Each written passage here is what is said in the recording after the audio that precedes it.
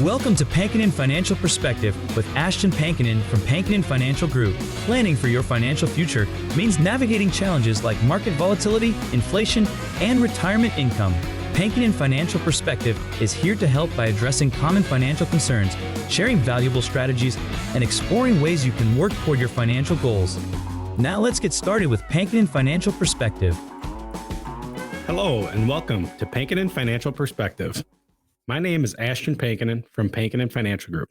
If you'd like more information about what you hear during our show today, give us a call at 952-873-2703 or visit us online at pankinenfinancial.com. And while at my website, click on the radio page to check out past shows and to subscribe to our program on Apple Podcasts, Spotify, or Amazon Music. Also, click the link at the top of the page to get our latest retirement guide or sign up for our newsletter. We're talking about how time, consistency, and strategy can be our biggest financial allies. In today's show, we'll discuss time value of money, long-term investing, and dollar cost averaging. Before we get into that, let me introduce our co-host, Tony Shore.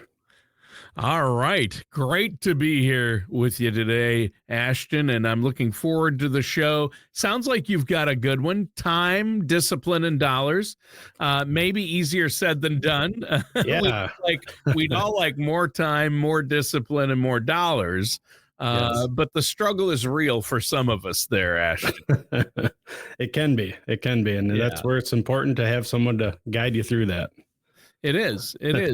Now, Ashton, I have to ask, have you been busy? I know you did a lot of traveling. Yeah, it's been really busy, and I always joke being self-employed if it's worth taking time off or not, because you're catching up before you go or getting ready to go and making sure you got everything finished and then catching up when you get back. But no, we had a nice trip. We went and visited my wife's brother and his family out in Dickinson, North Dakota. So we had a little bit of a drive with three kids, 7, 5, and 2.5. It was, it actually ended up being better than anticipated, but good. Because that's taking the family cross country in the old family truckster.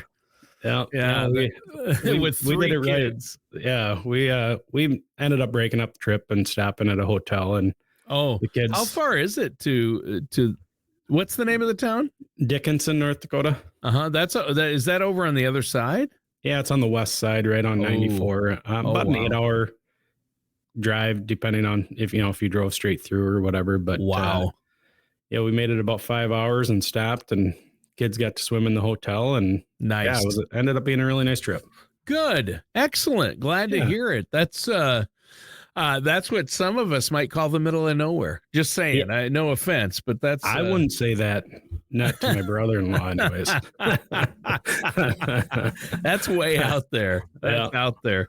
That's good. Traveling with kids that age, you know what I say? Better you than me, is what I say. How have you been, Tony? I've been good. I helped my daughter move this past weekend again. She had moved home for a couple of months after college, and now she moved into an apartment where she's going to live while she works. Her and two of her friends got an apartment. It's really nice, but we had to move her. Other than that, not much. Getting things done around the house. So, but I wish I had more time, discipline, and dollars. And I know you have a question for me to start the show off. I do, Tony, and I think you'll know the correct answer to this, but would you rather have $1 million today, Tony, or a penny that doubles every day for 30 days? A penny that doubles every day for 30 days. Well, Unfortunately, I'd rather have the $1 million today. Well, Tony, that was the wrong choice. I know it was. I know it was. It's just too tempting.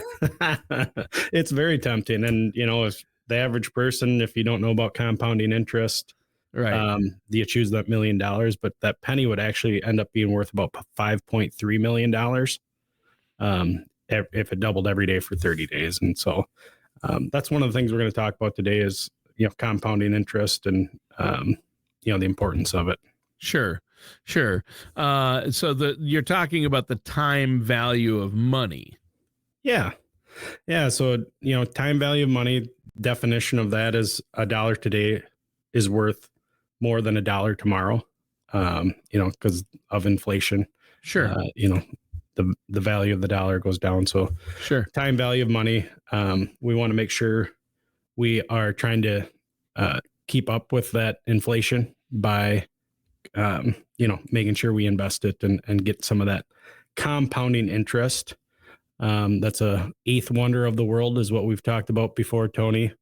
And basically compounding interest is interest on the interest that you're gaining. And so that's how it compounds and gets to be that magnificent eighth wonder of the world. And that's how a penny doubling every day for 30 days can turn into $5.3 million. Yeah. And some people might be thinking, well, that's only 2 cents a day for 30 days. Nope, that's not how it works. That amount doubles and that amount doubles and that amount doubles and that amount doubles. Yeah. I wish I had 30 doubles in my life on my investments, but wouldn't that be great? I'd have to live for a pretty long time to get that 30 doubles. Well, you never know. Spare parts are putting in people nowadays, as I like to say, Tony. Maybe I will get 30 doubles. There you go. Yeah. Ashton, I think you could do it. But yeah, to give another example, I know the penny is one example that doubles every day for 30 days. But, if you invested $10,000 at an 8% annual rate of return, that'll become $100,000 in 30 years. So again, it's important to start early and often to make sure you have that 30 years to get that interest there. And even small amounts help. $10,000, it sounds like a lot of money.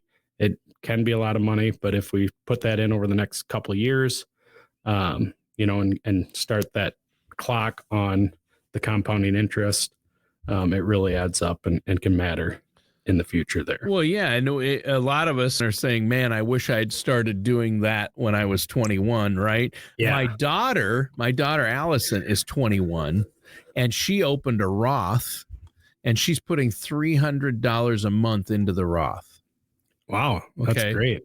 Well, at 21, putting $300 a month in, I did the calculations. I asked 2 different AIs. We did the calculations. But by the time she's 65, she'll have somewhere between 5.4 at an average rate of about 10%. If she averages 10% return, she's going to have over $5 million by the time she's 65 from doing that. Yeah, and that's great. And, one of the big things I talk about there if she could continue doing it, we'll see. Yeah. Well, again, that's that discipline we talk about. It's time, discipline, and putting those dollars away. I always say it's, everybody's like, oh, that first double, when that penny goes from 1 penny to 2 pennies, or when that, $10,000 goes from $10,000 to $20,000. It's not that first double that matters. It's that last one. The last one is a big one. Yeah. When we go from 2.5 million to 5 million, or 5 million to 10 million. Right. That's the big double that matters. But again, the sooner we start, the more likely we are to have that bigger double at the end there. At the end. That's why it works. Yep. But I guess if I had the patience, it's the patience and discipline that I'm lacking. That was my joke with the $1 million. It's like, do I have the patience? If you put $1 million in front of me and said, you can have this now or wait 30 days for that. Well, of course you'd wait 30 days for that. But I'm like, I don't know. There's some things I could do today with today. Yeah. You're not promised tomorrow. No. And so the other thing we talk about is, it's time in the market, not timing the market. A lot of people want to, common questions. Oh, is now a good time to invest, Ashton? And I always say, the best time to invest is when you have money available to do it. Because you don't know what the market's going to do, but long term, you're going to be better off now than you were, or you're going to be better off 10 years from now than you were today if you get that money invested. So again, the best time to invest is when you have the money available. I've got clients who try and time it, and whether you get into the S&P 500 the Dow when it's at 43,000, or if you got it in it at 43,200, 20 years from now, that isn't going to matter. You aren't going to remember that. Short term, yeah, it feels good to have that little win. But again, long term, it's going to be better to just get it invested sooner than later. Well, yeah, it's like I always make the comparison that saving for retirement is like voting in Chicago. Do it early, do it often. Save early, save often. Yep. Vote early, vote often, right? Yeah, that's what I often say, save early, save often to my clients. Yeah. And I think back to this, I just happened to look this up as I was preparing for the podcast, but I started in this business in May of 2009, and the Dow was at 8,500 at the time. Yeah. And, there was talks that, it'll never reach 10,000, well, today it's at 44,000. Right. Yeah. And so it's just crazy, and that's what it's going to continue to do. It's going to continue to grow. Yep. Some people probably say it's never going to reach 100,000, and we'll be having this podcast 5 years down the road and we'll be there, or 10 years down the road. I remember when they said the S&P would never break 6,000 or 5,000. Yeah. Now we're at 6,200. So yeah. And so, it's, again, it's time value of money. The sooner you start, the better off you're going to be there. Yeah. Yeah. And so, long-term investing, again, we're investing over decades, not months. So again, whether you get in this month or next month, that isn't as important as, hey, we're in this for the long haul, for the decades. And again, saving versus investing, there's a difference between saving and investing. Savings is short-term security. You may be saving for that emergency fund, saving for a vehicle, those types of things, while investing builds long-term wealth for an individual. And so, you work hard for your money. I want to make sure your money works hard for you. And so that's the importance of investing versus saving. Again, you put it in your savings, you might get 0.2% rate of return, or, maybe a 1% in a money market, something like that. But again, you want to make sure your money's working hard for you, because you worked very hard for that money over the years. Yeah. Yeah. Obviously you did. And put your money to work where it's at is as important as any. There are certain things that are more important than even how much.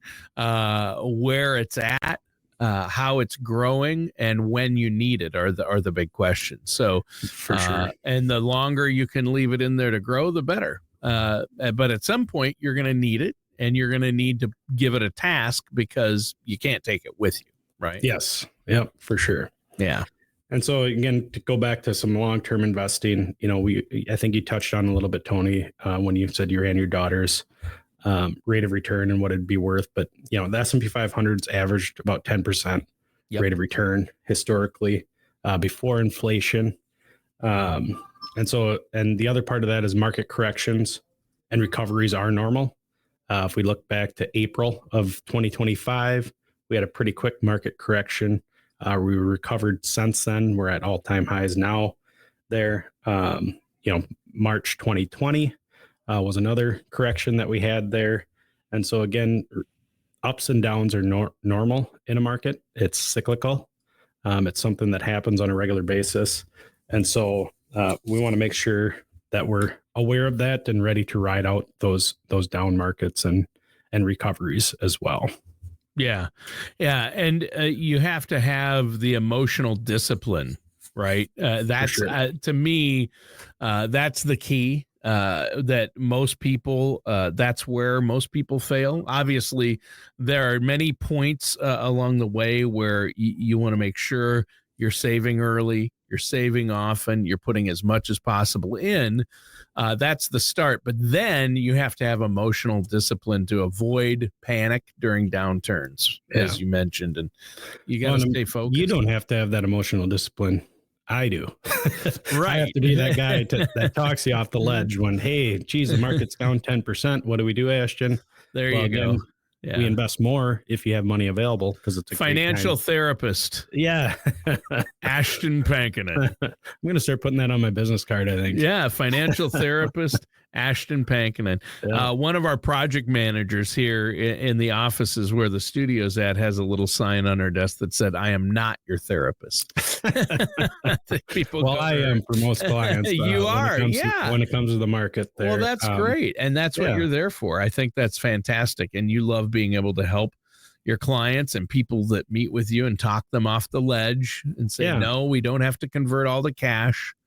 It's not going to, the stock market isn't going to go away. Let's. Yeah. No, that's what I'm here for. You know, again, it's easy when things are going well to be in the business I'm in, but when things are going poorly, that's where it's important to have a good advisor to sit down and, you know, discuss, is this, you know, what's happening in the markets? Have our goals changed? And typically it's one of those things where it's just a reassurance of, hey, the sky isn't falling. Things will recover from here, just like it has historically. Yeah. Yeah, exactly. So what's next that we need to know about? Yeah. And so I just want to talk a little bit more about the long-term investing and diversifying. Okay. So, you know, we talk about these decades out there and, you know, everybody wonders, you know, again, they try and time the market. So an example of one of the mutual funds I use a lot is from American Funds. And they showed historically since the inception in January of 1934, on 1 year periods, there's an 80% likelihood that you're going to be positive rate of return. 3 year periods, there's a 90% chance you're going to have a positive rate of return if you look at 3 year periods historically. And then 5 year periods, there's a 95% likelihood that you're going to have a positive return. And then go one more out, 10 years, 100% of the time they've had positive returns over 10-year periods. And so again, it's not about trying to time when you get into the investment. It's about time in the market. The longer you're in it, the more likely you are to have those positive returns inside of it. And so it's important to stay diversified and stay invested in those down markets. Yeah.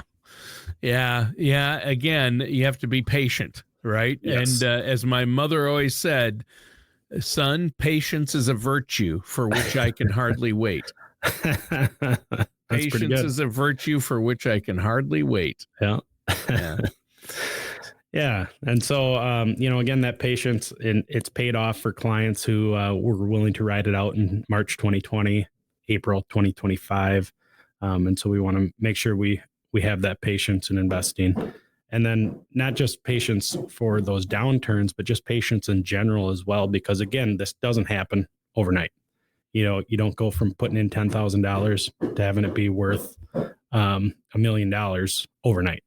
There's no get rich quick scheme out there for investing. It's, you know, stay the course. And it's a tried and true strategy to do that. Yeah. Yeah. And again, everybody's time horizon is different. And that's going to affect your long-term investing strategy. For sure. Yeah. For sure. All right. So what's next? We've talked about the time value of money, long-term investing. And so another thing we want to talk about is dollar cost averaging. That's a big thing. And you mentioned your daughter started doing that. I don't know how, did you say monthly or week? Monthly she's contributing? Yeah. Yeah. And so that's an example of dollar cost averaging, where you pick either monthly that you're contributing into a Roth IRA, 401k, simple IRA, whatever the retirement vehicle is or investment vehicle. You pick a timeline of, hey, I'm going to do this on the 15th of every month, or maybe I'm going to do it every Friday. I'm going to invest $100 instead of $400 a month. I'm going to invest $100 every Friday. Or every other week, like your paychecks, maybe the 1st and the 15th. If you get 2 paychecks a month, out of each paycheck, you contribute $100, $200, whatever it is. Yeah. And so it's a way to dollar cost average into the market. And so the nice thing is there's going to be times where you buy when the market's high. There's going to be times when you buy when the market's low, but that dollar cost average should be lower by doing it that way. Than if you were just to try and pick when to do a lump sum inside of there. Yeah. They say, what's the stat? It's crazy. Over 90%, it might even be 99% of all individual investors who try to time the market, who try to buy or invest in the market, end up buying high and selling low. Yeah, for sure. And again, that's a human emotion to buy high and sell low. Yeah. Hey, things are going really good. Ashton, maybe I do want to invest. Market's at all-time highs. Let's get in. And again, 20 years from now, now is still a good time to buy if you have the money available. Yeah. But if you can dollar cost average in, you're going to end up buying in some lows like we had earlier this year. You're going to end up buying some highs, but then the average price at which you buy is going to be lower. Again, historically, if you dollar cost averaging. So you're putting money in on a regular basis every month. You're putting some money in, and that way, you're not your average cost is going to be lower. That's smart. Yeah, and it's going to reduce the impact of volatility. Again, when the market goes up and down, it doesn't matter. You're buying consistently into the market. It removes that emotion. We talked about that. It's human nature to want to buy high and sell low. And so again, it removes that emotion from the investing, and it builds habits and discipline. Again, I don't remember how long they say it takes to create a habit, but you start doing that monthly contribution. It's that discipline to monthly, weekly, whatever we decide to do there. It's that discipline to keep doing that consistently. I just had a client in the office yesterday, 26-year-old. I call it a kid, but 26-year-old person. Sure. That's a kid. That's a kid. And so, we were lucky. We got him started right out of high school. He's started working out of high school, started contributing what he could afford at the time. I don't remember what it was, if it was the full Roth amount, but now we're doing about $130 a week into it. And he sat down, he's like, oh, what's my account at? And all of a sudden it's at $100,000, at 26 years old. That's great. So that's just that discipline, consistency, a dollar cost averaging into it. So we're contributing to his Roth and his simple IRA on a regular basis. And again, he started doing that early, so he didn't even notice it because it was, he's used to it. He's used to he's not seeing that money. So he's not missing it. That's the key. Yeah. And so again, it's important just to get started early doing that. And I did some math here, and I think when he turns, if he decided to quit contributing now because of that compounding interest that we've been talking about. So if he said, hey, I'm not going to contribute anymore, he's probably got 4 to 5 doubles left in his lifetime because he's 26 years old. If he works till 60, 65, anywhere between that 4 and 5 doubles left. So that 100,000 could be worth anywhere from 1.6 to 3.2 million. And that's without contributing again. Wow.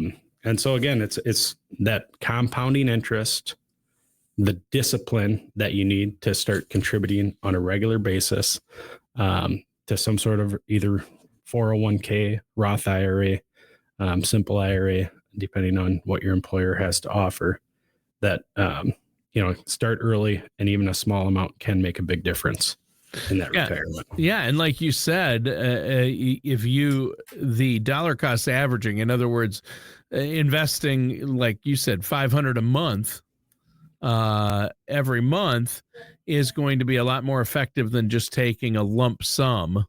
If you invest $500 a month for 10 years, that's going to do better than if you just take a lump sum of that total and put it in one day. Yeah. Well, and a lot of times it's harder to come up with that lump sum as well, Tony. Oh, yeah. Obviously. For you, that's not a problem, Ashton, but for the most of us. Yeah. So, our listeners out there. Yeah. If you put in that $500 a month for 10 years, that's $60,000. And not many people can just write a check for $60,000 to start off that Roth, and there's limits for Roth contributions as well. So you couldn't put that all into a Roth IRA, have tax-free growth. And so, I call them coupons. The coupon right now is $7,000 a year that you can put into that Roth IRA and have it grow tax-free with compounding interest. Yeah. There's a catch-up provision, though, if you're over 50, right? Or correct. 55. Yeah. For over 50, it's $1,000 more. So you can do 8,000 into that. Not too long ago, it was 7,500. So it's gone up, It was 2,500 a long time. Yeah. Wow. Maybe not that long ago. But yeah. That either means we're getting older, it's changing fast. Yeah. Hopefully it's changing fast. Yeah. Right? Yeah. Not that we're getting old. That's what I'm hoping. But no, and I mean, for listeners out there, I know there's, if you're not at the start of your career, maybe your grandkids or your kids are, and it's important to relay that financial intelligence of, hey, start early, start often, in that retirement account, take advantage of compounding interest. Again, small amounts add up, especially when we're getting started. If we're that 21, 25-year-old starting off, those first doubles aren't going to matter as much as the last, but the sooner you start, the quicker those last doubles, or the larger those last doubles will be as well. And so again, if you got grandkids, kids out there that are starting in their career, make sure you tell them, hey, make sure you're contributing to something on a regular basis, dollar cost average into it. Get that time value of money working for you. Yeah. Yeah, there you go. I think that's great. So it's been a great discussion. What are some other thoughts you have before we go? Yeah, and it's about consistency, Tony. It's not about perfection. It's not trying to exactly time the market. It's about consistently investing. Again, it might be hard to come up with that lump sum of $7,000 or $8,000 to contribute to your Roth IRA, depending on your age. But if we can start consistently putting away, maybe it's $50 a week or $300 a month, we can start to get to a point where we're maxing out those Roth IRAs, and that compounding interest on that money is really going to add up for the long term. And so I encourage listeners to review their financial habits and talk to a trusted advisor. So if you'd like help building that plan around these principles, we're here to help at Pankinen Financial Group. Feel free to reach out to our office, 952-873-2703. Again, that's 952-873-2703. Visit us on the website, pankininfinancial.com. That's PANKONIN financial.com. And subscribe to our newsletter or sign up for one of our retirement guides there. All right. And that does it for today's episode of the Pankinen Financial Perspective with our host, Ashton Pankinen.